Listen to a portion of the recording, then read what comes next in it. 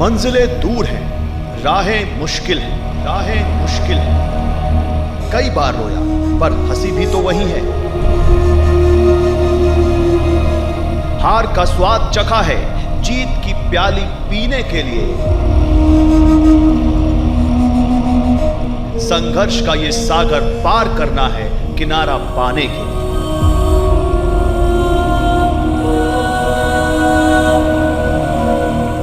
मंजिल की चाह में चलता रहा मैं हर घड़ी, फिर भी दूरी वही, मीलों मील चलने के बाद भी खड़ी।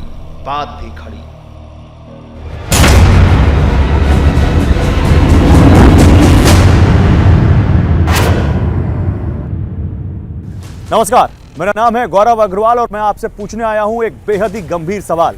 सपने पूरे ना हो तो आपको कैसा लगता है?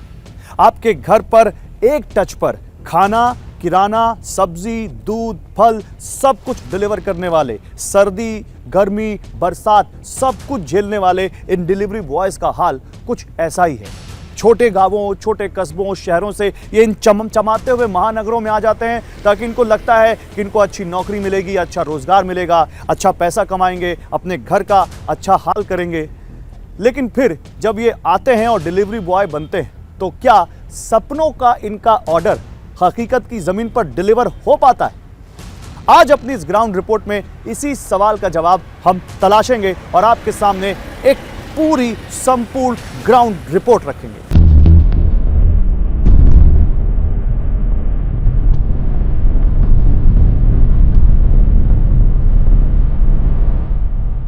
रोजगार मिलता नहीं है, मजबूरी में बंदा आता है, काम करता है। सर आगे कुछ नहीं होगा सर, यही है गुलामी वाली नौकरी, यही है, करते रहो बस, बोझा ढोते रहो, कमाते रहो, खाते रहो, यही नौकरी है और कुछ नहीं है इसमें। कितनी पढ़ाई की? DL.ED प्लस VTC और प्लस सुपर टेट कर लिया है मैंने। अब मैं सीटेड कर रहा हूँ। मैंने हाई स्कूल इंटर, उसके बाद BSc भी कंप्लीट किया हमने।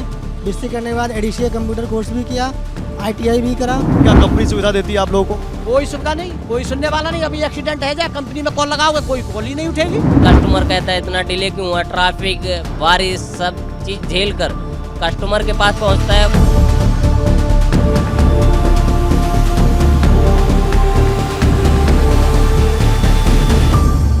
आपका क्या नाम है? सर अमरजीत नाम है मेरा। अमरजीत, आप डिलीवरी बॉय कब से गए? सर 7 साल से कर रहा हूँ समथिंग। 7 साल से। और कहाँ के रहने वाले हो आप? डिस्ट्रिक्ट सुल्तानपुर। डिस्ट्रिक्ट सुल्तानपुर। तो बताओ पढ़ाई वढ़ाई क्या की है? सर मैंने हाई स्कूल इंटर, उसके बाद BSc भी कंप्लीट किया हमने। BSc करने के बाद एडिशियल कंप्यूटर कोर्स भी किया, ITI भी करा। लेकिन सर जॉब ना सही से होने के चक्कर में मैं कर रहा हूँ, 6-7 साल से कर रहा हूँ। आप BSc ग्रेजुएट हैं, आपने कंप्यूटर्स कर रखा है, कंप्यूटर का कोर्स कर रखा है और ITI भी किया हुआ है आपने जी। उसके बाद आप यहाँ पे काम कर रहे हैं डिलीवरी बॉय का। यस।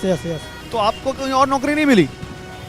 सर नौकरी मिल रही थी। मैंने जब ये जोमेटो में स्टार्ट किया था लगभग 6 साल पहले जब कर रहा था, तो उस समय जोमेटो सही दे रहा था, इनको कमाई हो जाती थी तो अच्छा चलता था। लेकिन अब इस प्रेजेंट टाइम में इसके साथ साथ में सारे लड़के लगभग 8 घंटे, 10 घंटे, 12 घंटे करते हैं, 4 घंटे एक्स्ट्रा काम कहीं और करते हैं अर्निंग करने के लिए, क्योंकि जोमेटो इतने ज़्यादा पैसे ना दे रही है। घर में और कौन कौन है? घर में हमें दो भाई हैं, 2 बहन हैं, पापा है, मम्मी। अभी बहन की शादी करी, मतलब जिम्मेदारी बहुत सारी है सर, जो कि खर्चे पूरा नहीं हो रहा इसमें। पापा जॉब भी नहीं कर रहे हैं इस समय, लगभग 2 साल से घर पे ही है। और बहन की जिम्मेदारी है, शादी करना है। एक भाई की शादी करी हमने अभी। कहाँ से हैं आप? हरदोई से। कितनी पढ़ाई की? DL.ED प्लस VTC और प्लस सुपर टेट कर लिया है मैंने। अब मैं सीटेड को दोबारा से कुछ नंबर मेरे कम आए थे, अब मैं सीटेड कर रहा हूँ इस टाइम। टीचर बनना चाहते हैं? इस लाइन में कहाँ से आ गए? ये डिलीवरी बॉय का काम करते हैं ना आप? जी। अभी तो मैं डिलीवरी बॉय का ही काम करता हूँ। जैसे कि बेसिकली सभी करते थे कि बताया कि इस लाइन में आके देखो ये कमाई ये है, और फिर मेरा कुछ नहीं, घर से परिस्थिति कुछ ऐसी थी, नहीं काम चल पा रहा था तो मुझे आगे बढ़ना पड़ा, बाहर निकलना पड़ा, देखना पड़ा कि ऐसे माँ बाप कब तक रखेंगे, मैं माँ बाप के पर धीन कैसे रहूँगा। मैं अभी कुछ आगे करना है, मुझे भी कुछ करना है। अब आगे की पढ़ाइयों का खर्चा, अपना खर्चा, और भी खर्चे हैं, बहुत से खर्चे चलते रहते हैं। हो पा रहा है सब? कुछ नहीं हो पा रहा है। जोमेटो से सिर्फ यही गाड़ी का खर्चा और अपना खर्चा भी नहीं निकल पाता है, कभी कभी तो ऐसा हो जाता है। एक डिलीवरी बॉय की लाइफ कैसी होती है? डिलीवरी बॉय जितने संघर्ष से गुजरता है उतना कोई भी नहीं गुजर सकता है। जैसे कि एक इंटरफेस तो पहले रेस्टोरेंट से करता है, फिर वहाँ से जाने के बाद सोसाइटी में गार्डों से, फिर कस्टमर कहता है इतना डिले क्यों हुआ, ट्रैफिक, बारिश, सब चीज़ झेल कर कस्टमर के पास पहुंचता है। कस्टमर को ये लगता है कि राइडर गलती करके आ रहा है, राइडर अपनी वजह से ही डिले कर रहा है। जब एक्सीडेंट होता है तब अपने यार दोस्तों को किसी को बुलाता हूँ हेल्प के लिए, ये कंपनियों को बताता हूँ तो कंपनियाँ कोई ये कुछ नहीं कहती हैं, ना कुछ एक्शन लेती हैं, ना उसके बारे में कुछ सोचती हैं। ना हम लोगों को डिलीवरी वाले हैं जहाँ भी आए वहाँ बैठने का, ना बैठने का है कोई सुविधा, ना कोई वो है प्लेटफॉर्म की यहाँ बैठो, यहाँ बैठने के, ना खाने पीने का कोई वेस्ट कुछ भी नहीं है, ना कोई ब्रेक है, पीएफ कुछ भी नहीं है। कुछ नहीं।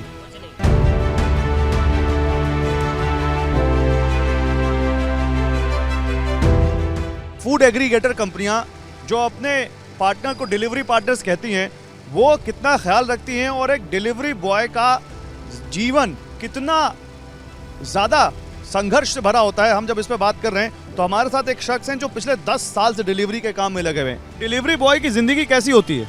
जिंदगी हमारी तो देखो जी, इस समय बिल्कुल नरक बना रखी है कंपनी ने। कोई सुनता नहीं है। स्विगी 20 रुपए में 6 किलोमीटर भेजती है, 6 किलोमीटर वापस बुलाती है। 12 किलोमीटर में 24 रुपए का पेट्रोल लग जाता है, 20 रुपए ऑर्डर के मिलते हैं। 4 रुपए माइनस में चले गए हम। कस्टमर्स का कैसा रवैया होता है आप लोगों के साथ? वो कस्टमर तो सर हर तरह के मिलते हैं, बढ़िया भी मिलते हैं और गलत भी मिलते हैं। बढ़िया भी ऐसे मिलते हैं, बेचारे बात भी पूछते हैं, पानी की भी पूछते हैं। कुछ ऐसे मिलते हैं कि गलत बात भी करते हैं। हर तरह के होते हैं कस्टमर। आता है कोई किस्सा याद आता है ऐसा किसी कस्टमर के साथ कोई अनुभव रहा हो? मैं एक बार ऑर्डर लेके गया, एक मैडम थी, उन्होंने गेट खोला, अंदर बैठाया, हमें हलवा वगैरह बना रखा था, वो खाने के लिए दिया, जूस भी पिलाया। तो अच्छे कस्टमर भी है। और ऐसे भी है जो बात भी नहीं पूछेंगे, घंटी बजाते रहो गेट नहीं खुलेगा। लेकिन अब तो इन्होंने बिल्कुल मामला बेकार कर रखा है। बेरोजगारी का फायदा उठा रहे हैं ये। रोजगार मिलता नहीं है, मजबूरी में बंदा आता है, काम करता है, वो यही सोचता है चल 300 बच रहे हैं, बच तो रहे हैं, कुछ खाने पीने के लिए तो कुछ तो मिलेगा। और क्या कंपनी सुविधा देती है आप लोगों को? कोई सुविधा नहीं, कोई सुनने वाला नहीं। अभी एक्सीडेंट है, जा कंपनी में कॉल लगाओगे, कोई कॉल ही नहीं उठेगी, कोई नहीं सुनेगा। कोई हेल्थ इंश्योरेंस वगैरह नहीं है आप लोगों का? इंश्योरेंस कर रखा है, लेकिन कोई सुनेगा तब ना, कोई आएगा तब ना। क्या नाम है आपका? राजदेव मंडल। कहाँ से हैं आप? हम तो ऐसे बिहार से हैं, ये नोएडा में रहते हैं। आप डिलीवरी बॉय का काम करते हैं? बिल्कुल। किसी की डिलीवरी लेके जा रहे हैं क्या आप? करके जा रहे हैं। तो नहीं हो रहे ना? नहीं, ये डिलीवरी जो आप लेके जाते हैं कितने साल से कर रहे हैं? हम 2019 में ज्वाइनिंग किए थे। पहले बहुत अच्छे थे, हम लोग काम करते थे खुशी खुशी से। जब से ये कोरोना का टाइम आया तो उस समय से जो है हमारा पेआउट जो है आधे से आधे कर दिए। जो ऑर्डर हम 100 रुपये के ले जाते थे, अब वो ऑर्डर हमको 25 से 30 रुपये में ले जाना पड़ रहा है। तो आप डिलीवरी बॉय का ही काम क्यों करते हो, कोई और काम क्यों नहीं करते? और कोई फील्ड में कोई काम मिलता नहीं है। ऐसे कंपनी में हम जाएंगे तो 12 घंटा का समय मांगते हैं और 10-11 हज़ार रुपये सैलरी दे रहा है। नोएडा में तो यही है।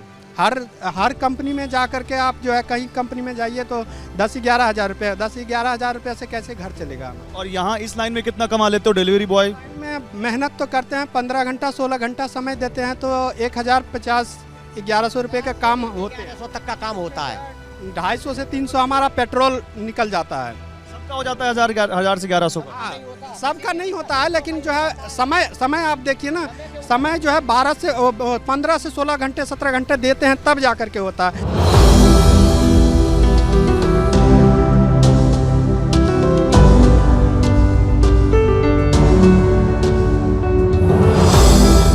अमरजीत, खाना हो रहा है?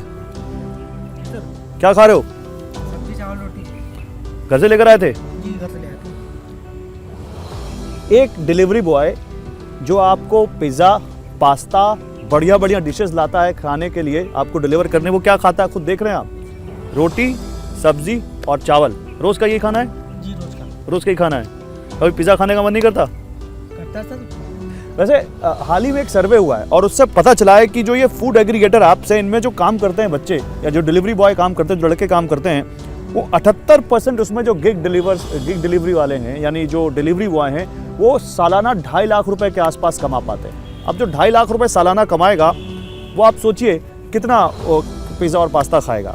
ये इनकी हालत है। दूसरा, वर्तमान में जो गिग वर्कर्स हैं, जो फ्रीलांसर्स हैं, जिनको सैलरी पर या एम्प्लॉय नहीं रखा जाता, जिनको एम्प्लॉय का दर्जा नहीं है, उनको भारतीय कानून के तहत कर्मचारी का दर्जा नहीं है। और इसकी वजह से कई परिणाम सामने आते हैं, जैसे ये अपना यूनियन नहीं बना पाते, इनका पीएफ नहीं कटता, इनको बहुत सारी सुविधाएं नहीं मिलती, इनको बहुत सारी कंपनियों की तरफ से वो चीज़ें नहीं मिलती जिसके लिए कंपनियां इनके लिए जिम्मेदार हैं। विशेषज्ञों का ये मानना है कि भारत में 2029-30 तक गिग वर्कफोर्स के 2.5 करोड़ तक बढ़ने की उम्मीद है, जो 2020-21 से 3 गुना होगा। विशेषज्ञों का मानना है कि अधिक राज्यों को ऐसे काम को नियमों के दायरे में लाना होगा जो पारंपरिक नियोक्ता और कर्मचारी के दायरे से बाहर हैं। और हमने जब इस बारे में बात करने की कोशिश की तो हमें पता चला कि सरकार के अंदर भी इसको लेकर मंथन चल रहा है कि कैसे जो ये डिलीवरी बॉय हैं, गिग वर्कर्स हैं, चाहे वो 10 मिनट की डिलीवरी कर रहे हों, चाहे खाना डिलीवर कर रहे हों, चाहे पोर्टर्स हों, इनकी ज़िंदगी को और कैसे आसान बनाया जाए। जितने भी ये एग्रीगेटर्स हैं, जो कंपनीज़ हैं जो इनको यूज़ कर रही हैं, बेसिकली इन लोगों को एज ए इंडिपेंडेंट कॉन्ट्रैक्टर की तरह ट्रीट किया जाता है। कोई अल्टीमेटली बेनिफिट कंपनियों को इससे क्या होता है कि आपको मिनिमम वेजेस नहीं देनी है, आपको किसी प्रकार का इनको पीएफ नहीं देना है, ग्रेचुटी नहीं देनी है, कोई उस चीज़ों को बेनिफिट कंपनी तो ले लेती है, लेकिन अल्टीमेटली जो वर्कर है जो सुबह से शाम तक डिलीवरी के लिए दौड़ रहा है, उसको वो बेनिफिट आज की डेट में तो उस तरीके से जो एम्प्लॉय को मिलते हैं वो नहीं मिल रहे हैं। देखिए, मेरे को लगता है कि कम से कम उसको एक मिनिमम वेजेस तो मिले कि हाँ भाई आपको डिलीवरी आ रही है या नहीं आ रही है, आपको एक्स अमाउंट सिक्योर है, सो दैट आप अपनी फैमिली को उस तरीके से चला सकें। 10 मिनट की डिलीवरी, ये जो बड़ी बड़ी फूड और किराना ऑनलाइन डिलीवर करने वाली कंपनियां आपको ये जो दावा करती हैं, आपको वादा करती हैं कि 10 मिनट में आपके घर पे आपका किराना, बहुत सारा सामान, चॉकलेट, आजकल तो कपड़े, सब कुछ 10 मिनट में डिलीवर हो रहा है। क्या वो 10 मिनट की डिलीवरी जो आपके यहाँ होती है उसके पीछे का संघर्ष आप समझते हैं? देखिए, मेरे साथ एक ऐसे ही इसी ऑनलाइन जो किराना डिलीवर करने वाली कंपनी में काम करने वाला युवा है, और वो आप जब उनसे बात करेंगे ना तब आपको समझ में आएगा कि इस वक्त क्या उन लोगों के संघर्ष के पीछे सच क्या है। आपका नाम बताइए। मेरा नाम निखिल है, मैं 12th पास हूँ और बेसिकली ग्रेजुएट हूँ। मैं बीटेक की पढ़ाई कर रहा हूँ अभी भी, और बेसिकली मेरे पढ़ाई के चक्कर में थोड़ा फैमिली कंडीशन थोड़ी पुअर हो रखी है, तो इसकी वजह से मैं अपना खुद यहाँ से रिकवरी कर लेता हूँ। आप बीटेक कर रहे हो? हाँ जी। बीटेक में क्या कर रहे हो? बीटेक में इंजीनियरिंग कर रहा हूँ मैं, मैकेनिकल साइड से। मैकेनिकल साइड से, और आप यहाँ पर 10 मिनट की डिलीवरी भी कर रहे हो? हाँ जी, ये मेरा पार्ट टाइम वर्क है, जो मैं अपनी जो मेरी फ़ीस होती है तो मैं यहीं से अपनी रिकवरी कर लेता हूँ फ़ीस। तो क्या कमा लेते हो? अब 1 वीक में मेरा यहाँ से निकल जाता है 7,000 रुपये के आसपास 1 वीक का निकलता है। सो मेरे पे बाइक भी है, तो मैं उसका बाइक का मेरा फ्यूल भी जाता है, लमसम 1000 का मेरा फ्यूल चला जाता है। फिर मेरे को फैमिली को भी थोड़ा सा देना होता है, फिर अपना भी बजट के अकॉर्डिंग रखना, पॉकेट मनी रखनी पड़ती है, और सिर्फ भी ज़्यादा से ज़्यादा मेरे को सिर्फ 2000 रुपये के आसपास ही बच पाता है। 2000 रुपये एक वीक? हाँ जी। 8 से 10,000 रुपये महीने का बच रहा? हाँ जी। Because it's a best in part time job, that's why you came here. And basically सबसे बड़ा इश्यूज़ ये हो जाता है कि जो डिलीवरी का टाइमिंग होता है, टाइमिंग का इशू होता है। I am just going to society, but society is a customer talking about to 10 minute delivery company issue, company talking. अभी हिंदी बात करते हैं। मैंने ये जानने के लिए आपसे अंग्रेजी में बात की ताकि लोगों को पता चले कि डिलीवरी बॉय भी पढ़े लिखे होते हैं, अनपढ़ नहीं होते। उन्होंने बहुत अच्छी पढ़ाई कर रखी है, तो बीटेक मैकेनिकल इंजीनियरिंग से कर रहे हैं। मुझे ये बताइए निखिल, 10 मिनट की डिलीवरी होनी चाहिए? सर 10 मिनट के जो डिलीवरी है वो तो सर कंपनी दावा करती है, पर हम लोगों को जो प्रॉब्लम फेस करनी पड़ती है यहाँ से ऑर्डर अपना चेक करना, ऑर्डर को चेक करना सही से, क्वालिटी इश्यूज़ हो जाते हैं, ट्रैफिक का इश्यूज़ है, फिर सोसाइटी में एंट्री करवाओ, अप्रूवल के लिए वेट करो, फिर बेसिकली टावर पे जो टावर के गार्ड होते हैं वहाँ पर रुकना पड़ता है, फिर नॉन रेसिडेंटल लिफ्ट और रेसिडेंटल के लिफ्ट का इशू हो जाता है। हम ही लोग उनका सामान पहुँचा रहे, फिर लिफ्ट से यही हो जाता है कि आप नॉन रेसिडेंटल लिफ्ट से जाए, नॉन रेजिडेंशियल लिफ्ट से जाइए। मतलब डिलीवरी वाले के लिए अलग लिफ्ट है और आम लोगों के लिए अलग लिफ्ट है। ऐसा भी तो होता होगा कि आप लोगों को तेज़ बाइक चलानी पड़ती होगी, जान जोखिम में पड़ जाती होगी। बिल्कुल सर, होता है सर। ऐसा होता है कि हमारे राइडर्स के साथ, क्योंकि 10 मिनट का टाइम होता है, कुछ कस्टमर्स फ़ोन करना स्टार्ट कर देते हैं। ऑर्डर जैसे हम उठाते हैं, फिर वैसे कस्टमर का फ़ोन आना स्टार्ट हो जाता है कि भैया कितनी देर में आप पहुँच रहे हो ऑर्डर लेके। हमारा सबसे बड़ा इशूज़ ये हो जाता है वहाँ पर। तो अच्छा लगता है ये काम? सर अच्छा तो नहीं लगता, बट मजबूरी में करना पड़ता है। तो क्या नाम है आपका? वीरेंद्र शर्मा। आप कहाँ से हैं? मैं यही इंदिरापुरम से हूँ, नोएडा गाजियाबाद से। आप मतलब इस डिलीवरी में कब से हैं? मैं पिछले हफ्ते से ही सर आया। पिछले हफ्ते ही आए? इससे पहले क्या करते थे आप? इससे पहले मैं परचेजिंग एग्जीक्यूटिव एक्सफूड हाउस के अंदर था। क्या थे आप? Purchasing executive. परचेजिंग एग्जीक्यूटिव थे? कहाँ पर? ये साइन कलेक्शन, नोएडा सेक्टर 63। क्या परचेज करते थे आप? सारा जो एसेसरीज का होता है एक्सपोर्ट के अंदर माल, जैसे ईयरिंग वगैरह और बटन्स। मतलब आप एक अच्छी खासी कंपनी में जॉब कर रहे थे? बहुत अच्छा था सर। बहुत अच्छा था। तो अब इस काम में कैसे आ गए? वहाँ पे ब्रेक दे दिया गया, कब तक इंतज़ार करता। आज 4-5 महीने गुजर गए तो कुछ तो करना है। नहीं तो ये आगे चल के कुछ इसमें दिखता है, आगे कुछ अच्छा होगा? सर आगे कुछ नहीं होगा सर, यही है गुलामी वाली नौकरी, यही है, करते रहो बस, बोझा ढोते रहो, कमाते रहो, खाते रहो, यही नौकरी है और कुछ नहीं है इसमें। 20-20 30-30 किलो वजन लाद देते हैं बस, 10-10 लीटर की 2 बोतल और 20 लीटर थम्सअप, और भी सामान होता है सर, वो भी लाद के ले जाना है। 40-40 आइटम, 50-50 आइटम एक बार में ले जाने पड़ते हैं। कितने में रुपए मिलते हैं? 18 रुपये, 20 रुपये। कुछ खाने पीने को नहीं देते? सर स्टोर वाले कुछ भी नहीं देते, पानी भी देते हैं, वो भी गर्म, ठंडा पानी तक तो नहीं पिला पाते हैं ये लोग। देख लोगे ना, इतनी गंदी मशीन है ना, पानी पीने की इच्छा नहीं करेगी आपकी। सर बाथरूम का देख लोगे ना, इतना बदबू आता है कि आपकी खड़े होने की इच्छा नहीं होगी। अगर किसी ने धोखे से भी गेट खोल दिया ना तो आप स्टोर से बाहर आ जाओगे, इतनी गंदगी रहती है बदबू में।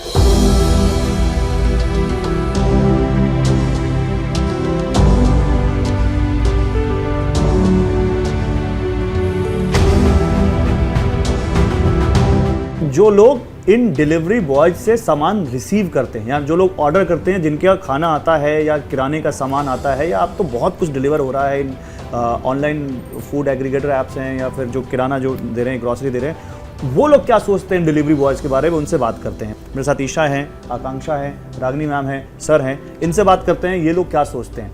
ईशा, एक तो 10 मिनट की डिलीवरी है, दूसरा एक डिलीवरी है जो जोमेटो, स्विगी या बहुत सारे फूड एग्रीगेटर ऐप्स हैं जो खाने की डिलीवरी करते हैं। इनमें जो लोग काम करते हैं, जो डिलीवरी बॉय हैं, उनके बारे में क्या सोचते हैं आप? जो वो डिलीवर कर रहे हैं, कंसिडरिंग द टाइम फ्रेम जो आजकल चल रहा है 10 मिनट्स डिलीवरी, कंसिडरिंग दैट, तो time duration depending on the distance देखा जाएगा। बाकी उनकी सेफ्टी भी कंसिडर करनी चाहिए। It should not be at a rush. बहुत डिफ़िकल्ट है कि 10 मिनट में, अगर हम सोसाइटी के बाहर भी जाते हैं तो it takes 2 to 3 minutes to go, फिर सामान लाना करना, तो इट इज़ ओवरऑल टास्क ऑफ 10 मिनट्स। और आकांक्षा, आपका क्या मानना है 10 मिनट की डिलीवरी पर? 10 मिनट में होनी चाहिए डिलीवरी होनी चाहिए। समटाइम ये टेक के 10 मिनट में होती है या 15 मिनट में होती है, बट डिलीवरी से बेनिफिट तो है। क्या बेनिफिट है? अब आपको नीचे जाना नहीं पड़ता है। आप 50 रुपए के सामान के लिए 200 रुपए खर्च करोगे ऑटो का। इससे बेटर है कि आप 50 रुपए का आपको घर बैठे बैठे सामान मिल रहा है, तो वो चीज़ तो वैलिड है, वो चीज़ वैलिड है, तो होनी चाहिए।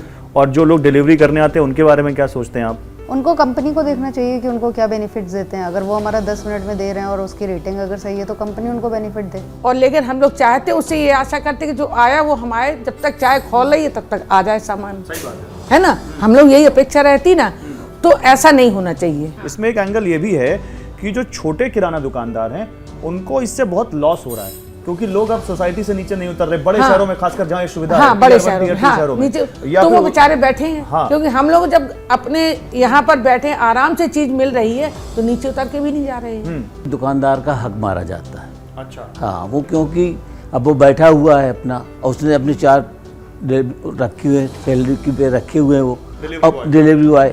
अब वो बेचारे, तब उनके पास कोई ऑर्डर आएगा नहीं तो वो क्या करेंगे? वो दिन भर बैठे रहते हैं। इसी की शिकायत आज पूरे उद्योग व्यापार मंडल में भी चल रही है। अच्छा। कि ये क्यों है, इस पर अंकुश लगाया जाए। ये तो अब बड़े शहरों की बात है, छोटे शहरों में ये काम होने लगा है। अच्छा। हाँ, छोटे शहर में सब सारा दुकानदार इस बात से परेशान है, अब उन्हें कि कोई चीज़ मंगाने है तो उन्होंने वो बैठ के ऑर्डर कर दिया, चला गया। अब वो उतर के आना ही नहीं चाहता है। गवर्नमेंट उसके लिए दूसरा रास्ता चुने। ये उससे हम लोगों के हक क्यों मारा जा रहा है? सिक्के के 2 पहलू की तरह इस कहानी का भी एक दूसरा पहलू है। हम बात डिलीवरी बॉयज़ की कर रहे हैं, उनको होने वाली कठिनाइयों की, उनके जीवन की बात कर रहे हैं, लेकिन इस 10 मिनट्स डिलीवरी ने कुछ और लोगों के लिए भी कठिनाइयां पैदा की हैं। जैसे छोटे किराना दुकानदार जो मोहल्लों में, सोसाइटीज़ में, कम्युनिटीज़ में सालों से अपनी दुकानें चला रहे हैं, उनको इन 10 मिनट डिलीवरी की वजह से क्या झेलना पड़ रहा है, ये जानने के लिए मैं नोएडा की एक शॉप पे हूँ। सर, आपका क्या नाम है? राकेश। राकेश जी, कितने साल से आप ये दुकान चला रहे हैं? More than 20 years. 20 साल से, काफ़ी अनुभव है आपको। अभी क्या 10 मिनट की जो ऑनलाइन ग्रॉसरी डिलीवरी या कुछ भी खाने पीने का सामान जो डिलीवर हो रहा है, इसका आपके बिजनेस पर असर दिखता है? डेफिनेटली, बिल्कुल पड़ा। 3 साल से कहूँगा, मोर देन 3 ईयर्स में 30 से 35% सेल का फर्क पड़ा है, नीचे चली गई है पिछले 3 सालों में। और उसका कारण आप क्या मानते हैं? Online, 100% online. ऑनलाइन तो मेरे ख्याल से मुझे ही नहीं, शायद हर बिजनेस को खा गया। लेकिन वो तो कहते हैं कि इनके आने से बहुत सारे लोगों के लिए नौकरियां पैदा हुई हैं। देखिए, मैं इसके बारे में ज़्यादा नहीं बोल सकता। मैं तो अपने बारे में या हमारे जैसे जो और शॉपकीपर्स हैं उनके लिए बोलूँगा कि सबके लिए एक घाटे का ही सौदा है। पसीना बहाया दिन रात मैंने, उम्मीदें थी आंखों में पली, पर ना जाने क्यों इस सफर में सफलता से दूरी बनी रही। किसी दिन होगा वो सवेरा जब मेरे सपने साकार होंगे, मेरी मेहनत की बूंदों से फूलों के गुलिस्तां तैयार होंगे।